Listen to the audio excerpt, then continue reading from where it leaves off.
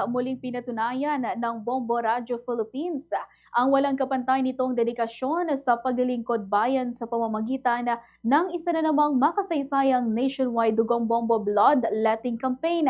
Ginanap kahapon ang pinakamalaki at pinakamakahulugang single-day blood donation drive na sabay-sabay isinagawa sa 25 key location sa buong bansa kahapon, November 15, 2025.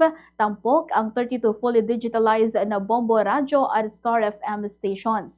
Para sa Bombo Radio Kawayan ngayong taon ay matagumpay itong nakalikom ng 255 units ng dugo mula sa 401 registrants na nagbigay sa ating partner blood banks ng sapat at napakahalagang supply ng ligtas at life-saving blood.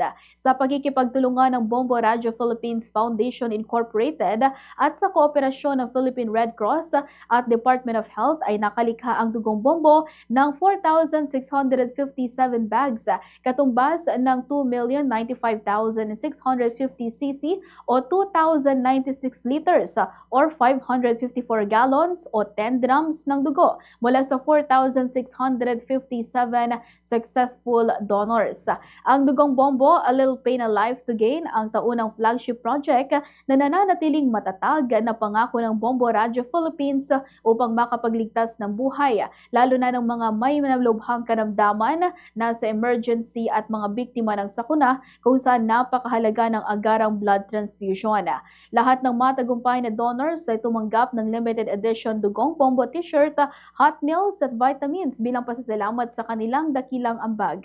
Mula sa Bombo Radio Philippines, ipinaabot namin ang aming taus-pusong pasasalamat sa lahat ng blood donors, matagumpay man o hindi, pati na rin ang aming mga katuwang na sponsors at taga-suporta. Ang inyong malasakit, kabutihang loob at walang sawang suporta ay patuloy na nagbibigay ng pag-asa sa at nagliligtas ng napakaraming buhay.